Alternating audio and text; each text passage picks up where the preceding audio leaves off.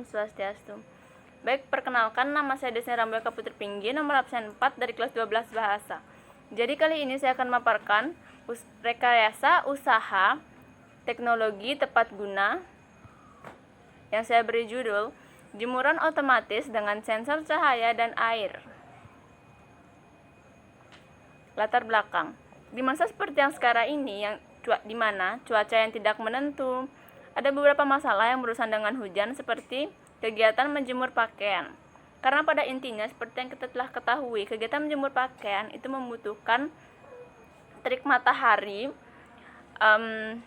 untuk dapat membantu mengeringkan pakaian, dan juga permasalahannya adalah pada saat musim sekarang ini kadang panas, kadang hujan, sehingga membuat kita harus mengeluarkan, kemudian memasukkan atau bahkan memindahkan jemuran ke tempat yang lebih teduh pada saat hujan dan mengeluarkannya pada saat terik matahari ada.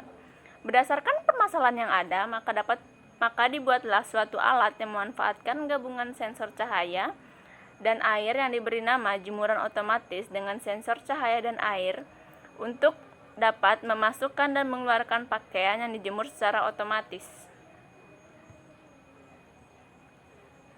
Baik, selanjutnya adalah alasan mengapa memilih usaha ini. Jadi yang pertama, membantu meringankan kegiatan menjemur pakaian pada musim hujan. Jadi seperti yang kita telah ketahui, ini dapat sangat membantu kita pada saat musim hujan seperti sekarang ini. Alat ini sangat dapat membantu karena di mana dapat meringankan beban kita karena kita tidak perlu lagi menjemur pakaian dengan susah atau bahkan memindahkannya. Dan yang ketiga, alat ini lebih menguntungkan dibandingkan jemuran pada umumnya. Jadi jika jemuran pada umumnya itu harus dipindahkan atau dibawa ke sana kemari, jemuran ini tidak. Dan jemuran ini juga sudah memiliki sensor otomatis di mana pada saat ada cahaya, maka saya tidak langsung katrol yang ada pada jemuran tersebut dapat menggerakkan pengait-pengait yang ada pada jemuran tersebut sehingga pakaian yang dijemur pada saat itu dapat keluar.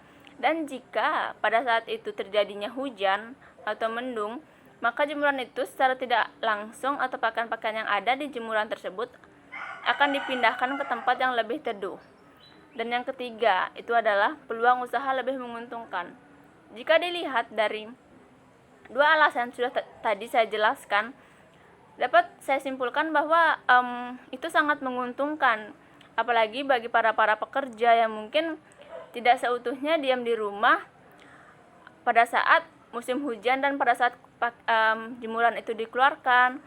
Jadi ia tidak dapat mengangkat jemuran atau memindahkan jemuran itu ke tempat yang lebih teduh. Tapi dengan menggunakan alat ini, itu dapat membantu meringankan manusia dalam memindahkan jemuran. Selanjutnya, nah ini adalah contoh gambar dari jemuran otomatis dengan sensor cahaya dan air. Dapat dilihat pada slide yang saya tampilkan.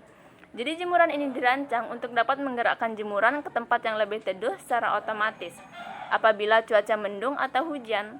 Pengaturan dan penggunaan jemuran secara otomatis dikendalikan oleh sensor hujan dan sensor cahaya sebagai pendeteksi cuaca. Mekanisme kerja pada sistem otomatis atau sensor yang digunakan pada jemuran otomatis ini adalah sebagai berikut. Jadi yang pertama, sensor yang digunakan untuk dapat mengetahui cuaca pada sekitar jemuran adalah sensor hujan dan sensor cahaya, sehingga cuaca yang membuat sensor tersebut bekerja adalah mendung atau gelap dan hujan atau gerimis. Yang kedua adalah sensor yang menangkap perubahan cuaca tersebut akan mengirimkan sinyal yang akan diolah menjadi program di dalam mikrokontroler. Dan yang ketiga, setelah pembacaan sinyal tersebut, mikrokontroler akan bekerja sesuai program, yaitu menggerakkan motor yang sudah dipasangi gearbox untuk menggerakkan katrol yang ada pada masing-masing tiang jemuran. Jadi begitulah kurang lebih penjelasan dari jemuran secara otomatis yang tertera pada gambar tersebut. Ya, selanjutnya adalah strategi pemasaran. Jadi strategi pemasaran itu di sini saya dapat menyimpulkan 4. Yang pertama, promosi. Melakukan promosi melalui pamflet atau dengan menggunakan brosur serta iklan secara online yang dapat dijangkau oleh orang banyak seketika. Orang lain dapat mengetahui produk yang kita sedang pasarkan. Yang kedua, relasi. Selain mempromosikannya, selanjutnya kita adalah membangun relasi dengan orang sebanyak-banyaknya guna dapat membantu memasarkan produk yang sedang kita pasarkan. Yang ketiga, ada modal dan resiko. Jadi, kita harus berani mengeluarkan modal yang banyak untuk dapat menghasilkan suatu usaha yang lebih baik, dan juga kita harus berani mengambil resiko. Jika kita mau usaha kita bagus, berarti kita harus berani mengambil resiko baik atau buruknya usaha yang kita ambil. Yang ketiga adalah etos kerja. Jadi pada saat menjalankan usaha, kita harus tetap berusaha, bekerja keras, jangan menyerah. Jika nantinya pada saat kita menjalankan usaha di tengah-tengah jalan kita mengalami masalah atau apapun itu, kita menyerah, tetapi kita terus berlanjut. Anggap apa yang kita lalui itu adalah sebagai usaha kita untuk dapat menuju kesuksesan. Selanjutnya adalah ini adalah kebutuhan bahan baku. Jadi yang pertama itu ada Arduino Mega 2560. Ada resistor 15K, ada LDR, ada akrilik. Selanjutnya itu juga ada sensor air, ada aluminium, ada dioda, ada relay 5 volt dan motor DC. Jadi yang saya jelaskan tadi sudah ada gambarnya pada slide. Jadi jika belum mengetahui apa yang tertera di sana, itu sudah ada gambarnya, jadi dapat memudahkan jika nantinya ingin membuat atau bahkan ingin membeli alat-alat tersebut untuk membuat usaha ini. Selanjutnya, nah ini adalah proses produksi. Ini ada di sana tertera gambar hardware dan software yang seperti pada slide. Dapat dilihat bagaimana bentuk hardware pada usaha ini, produk ini, atau bentuk software yang ada.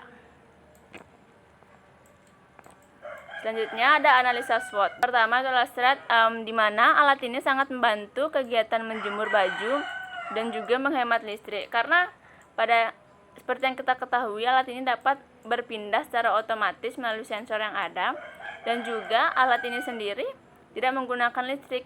Jadi kita dapat menghemat listrik dan tidak perlu membuang-buang listrik pada saat menggunakan alat ini. Yang kedua itu adalah weakness. Jadi, kerusakan produk bisa saja terjadi tanpa diprediksi oleh sang pengguna. Jadi, kita tidak tahu kapan produk ini sendiri akan rusak, karena kita tidak pernah tahu. Jadi, produk ini sendiri karena menggunakan sensor yang ada, jadi kita tidak tahu apakah sensor yang ada itu dapat bekerja dengan baik.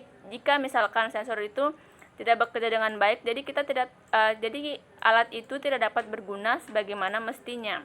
Yang ketiga itu ada opportunity, di mana alat ini mudah laku karena alat ini sendiri belum banyak dijual di pasaran, karena mungkin alatnya yang canggih atau yang dirangkai dengan sangat efisien dan juga sangat menarik, sehingga alat ini belum banyak di pasaran.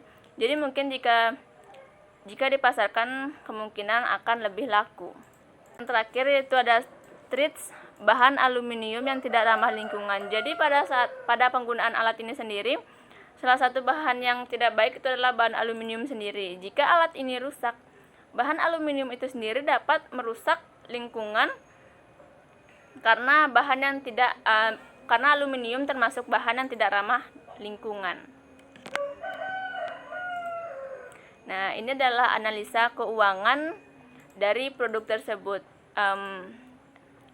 Dapat dilihat pada tabel yang saya tampilkan, bahwa yang pertama Arduino Meganya itu seharga 100.000, resistornya 1.000, LDR-nya 500, relay 5 voltnya 12.500,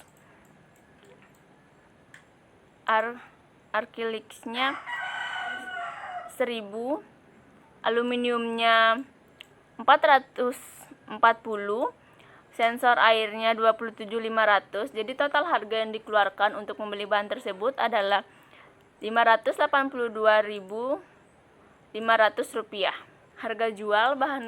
Harga jual sama dengan bahan baku plus modal, dalam kurung bahan baku modal plus markup, sama dengan Rp582.500 ditambah dalam kurung 5.800 Rp582.500 dikali 20%. Jadi totalnya adalah total harga jualnya itu adalah Rp699.000. Baik, sekian dari PowerPoint saya. Jika terdapat kesalahan dalam memaparkan PowerPoint atau terdapat kata-kata yang kurang berkesan, saya mohon maaf. Sekian dari PowerPoint yang dapat saya sampaikan. Saya tutup dengan Parama Santi. Om Santi Santi Santi Om.